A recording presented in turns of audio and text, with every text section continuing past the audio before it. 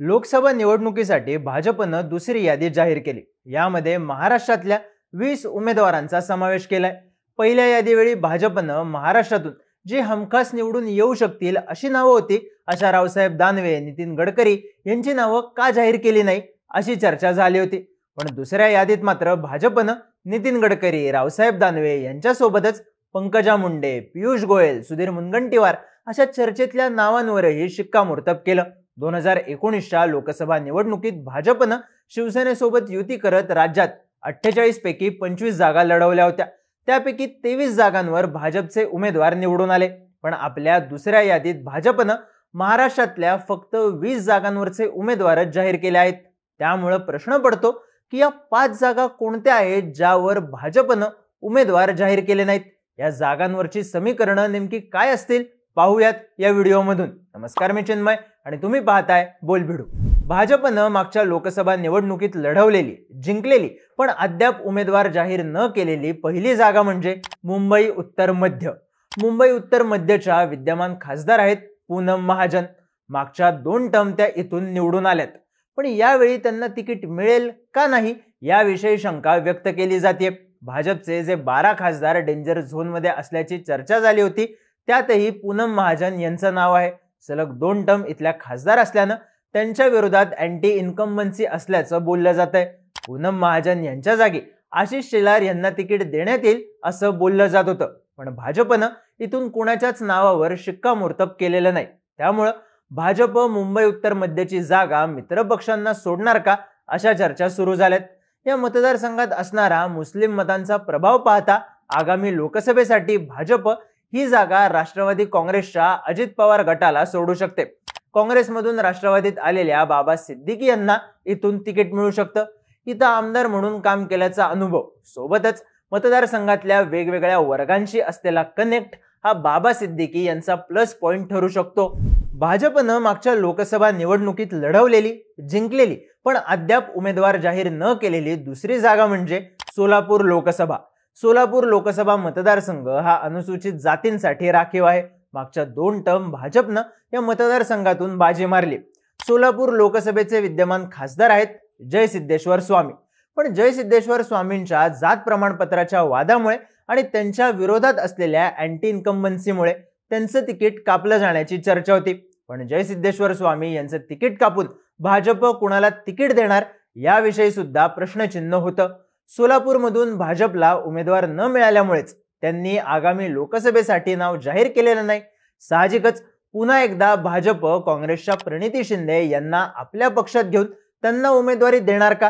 प्रणिती शिंदे यांच्या प्रवेशासाठी इथली उमेदवारी थांबवली आहे का या चर्चांना उधाण आलं आहे। त्यामुळे आगामी लोकसभेसाठी भाजप सोलापूरमधून कोणती खेळी खेळणार आणि काँग्रेस, वंचित बहुजन आघाडी सोलापूरबद्दल काय भूमिका घेणार हे पाहणं महत्त्वाचं ठरणार आहे।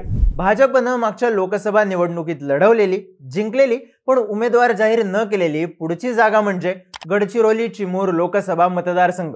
मागच्या 2 टर्म या लोकसभेतून भाजपचे अशोक नेते निवडून येत आहेत, पण जागा वाटपात त्यांचं तिकीट कापलं जाणार का अशा चर्चा सुरू होत्या।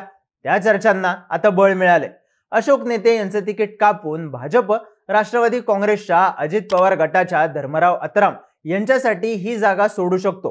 हा लोकसभा मतदारसंघ अनुसूचित जमातींसाठी राखीव असल्यामुळे अत्राम यांच्यासारख्या आदिवासी चेहऱ्याला प्रोजेक्ट करणं महायुतीसाठी फायदेशीर ठरू शकतं। सध्या महायुतीत सुरू असणाऱ्या जागा वाटपाच्या चर्चेत सुद्धा राष्ट्रवादी काँग्रेसच्या अजित पवार गटानं या जागेची मागणी केली होती।